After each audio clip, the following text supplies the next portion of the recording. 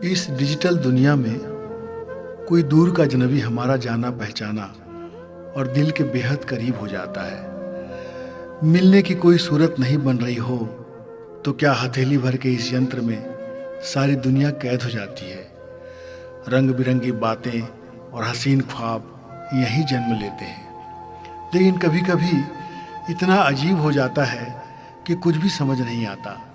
बार बार सवाल उठता है कि मेरे साथ ही ये सब होना था। ये कहानी एक ऐसे दोस्त की है जो फेसबुक से शुरू हुई और इसका अंत मातम से हुआ। मेरी उससे दोस्ती हुई फेसबुक से और उसके जरिए ही हम बातों बातों में बहुत पास आ गए। वो बहुत मज़ेदार बातें करती थी। उसका हसीन चेहरा मुझे भुलाए नहीं भूलता।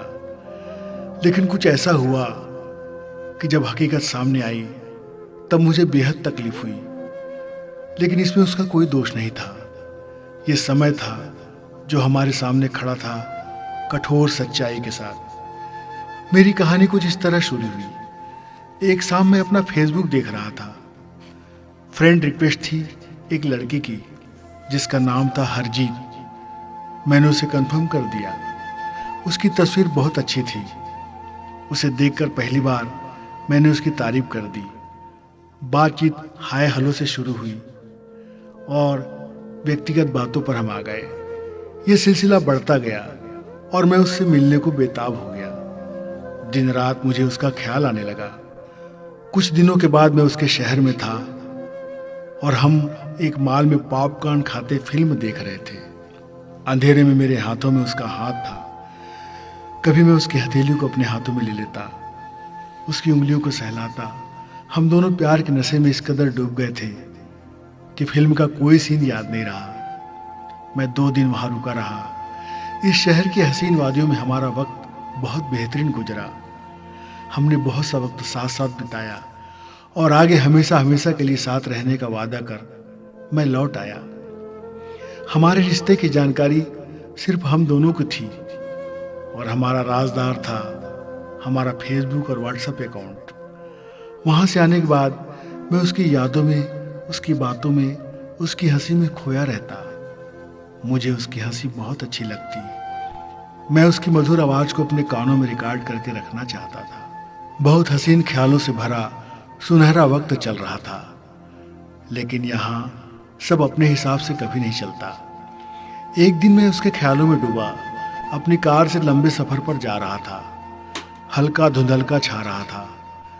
मैं अपनी कार की साधारण स्पीड में था कि अचानक गायों का झुंड आकर मेरी कार से भिड़ गया और मैं अनियंत्रित होकर किनारे पेड़ से टकरा गया। मुझे जोर का झटका लगा और मैं बेहोश हो गया। मुझे कुछ भी याद नहीं। बाद में पता चला कि मेरी कार में आग लग गई थी। मुझे लोगों ने किसी तरह बाहर निकाला था। कार जलकर खाक हो गई थी। मेरा सेलफोन भी भस्म हो गया था। महीनों बाद मैं घर लौट कर आया। मेरा सारा कुछ खो गया था। लेकिन जब हालत थोड़ी अच्छी हुई तो मैंने अपना फेसबुक अकाउंट चेक किया। इसमें उसके ढेरों सवाल थे। आप कहाँ हो? क्या मुझसे नाराज़ हो? मेरा फ़ोन क्यों नहीं उठा रहे हो? प्लीज़ अर्जेंट कॉल करो, मुझसे अभी बात करो। और उसके बाद कोई मैसेज नहीं था। मैंने उसे सबसे पहले मैसेज भेजा, हाय, पर मुझे कोई रिप्लाई नहीं मिला।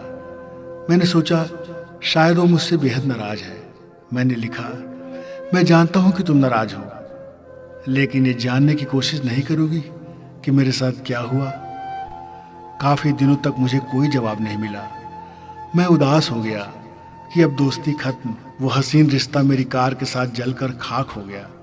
मैं उदास, दुर्घटना के बाद अपाहिज सी जिंदगी बिता रहा था। अभी मुझे उसकी और उसकी हंसी की बेहद ज़रूरत थी, लेकिन मेरे सारे ख्वाब टूट गए थे। महीनों बाद उसके मैसेंजर से एक मैसेज आया। मैं चौंक गया। मैं गुस्से से उसे बहुत भला बुरा कहना चाह रहा था कि वो इतने दिन आखिर कहाँ थी, लेकिन मैं खामोश रहा और मैंने हाय हेलो लिख दिया।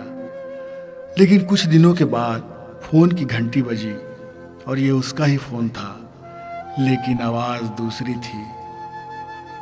मैं सिमरन बोल रही हूँ, हरजीत की दोस्त। आपका नंबर उसी ने मुझे दिया था। जब आपका फ़ोन कई दिनों तक बंद था तब वो आपको लेकर बहुत परेशान थी और एक दिन आपके शहर आने का उसने प्लान बना लिया था, लेकिन इससे पहले ही उसके साथ बहुत बड़ा हादसा हो गया। मैं चौंक गया। मैंने पूछा, ऐसा क्या हुआ, कहाँ है वो? मेरी आवाज़ सुनकर उस सिमरन ने घबराते हुए कहा, वो आपसे बात करके आने ही वाली थी। इसके पहले ही उसके साथ जो हादसा हुआ वो कभी भूला नहीं जा सकता। लेकिन उसने जाते जाते मुझे आपके बारे में बहुत कुछ बताया था, इसलिए मैं आपको कॉल कर रही हूँ।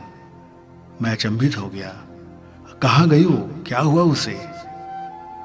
सिमरन ने बताया कि एक दिन वो अपने स्कूल में काम कर रही थी, तभी उसके स्कूल में आतंकवादी हमला हो गया और वो आतंकी राक्षसों की गोली से बुरी तरह घायल हो गई।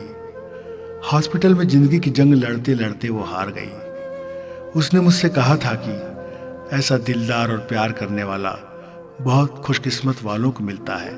वो मुझे मिला है, लेकिन वक्त का खेल देखो, कहानी शुरू होने से पहले ही खत्म हो गई। सिमरन की बात सुनते सुनते मेरी आंखों से आंसू बह रहे थे और सिमरन बोलती जा रही थी, सिसकती जा रही थी।